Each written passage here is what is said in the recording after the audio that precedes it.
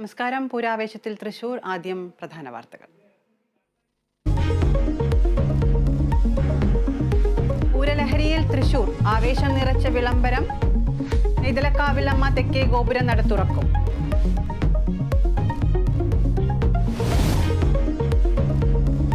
K ശൈലജയ്ക്കെതിരായ cyber അധിക്ഷേപത്തിൽ നടപടി തുടരുന്നു. 2 പേർക്കെതിരെ കൂടി കേസെടുത്ത് പോലീസ്.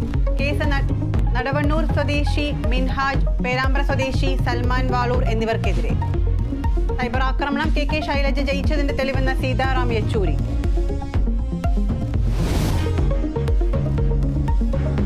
കോൺഗ്രസ് നേതാവ് ഷമാ മുഹമ്മദിനെതിരെ വിദ്വേഷ പ്രസംഗത്തിന് കേസ്. ചിലപ്പം നമുക്ക് പറയാൻ പറ്റില്ല, പള്ളി മുസ്ലിം പള്ളിയായാലും ക്രിസ്ത്യാനി പള്ളിയായാലും അതുണ്ടാകാനുള്ള സാധ്യത ഉണ്ടാവില്ല. നമുക്കറിയാം ഇപ്പം എന്തെല്ലാം നടക്കുന്നത് ഉത്തരഭാരതത്തിൽ. ഗ്യാൻ ബാപ്പിയുടെ വിഷയം നടന്നുകൊണ്ടിരിക്കുകയാണ് അവിടെ. അപ്പം ഇങ്ങനത്തെ പല കാര്യങ്ങളും നമ്മൾ മനസ്സിലാക്കണം. മതവിദ്വേഷമുണ്ടാക്കുന്ന രീതിയിൽ സംസാരിച്ചെന്ന പരാതി. തിരുവനന്തപുരം സ്വദേശിയുടെ പരാതിയിൽ കേസെടുത്തത് Kozhikode medical college police.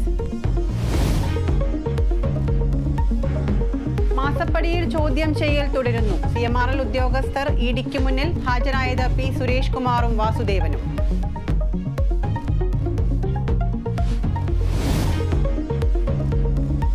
Kozhikode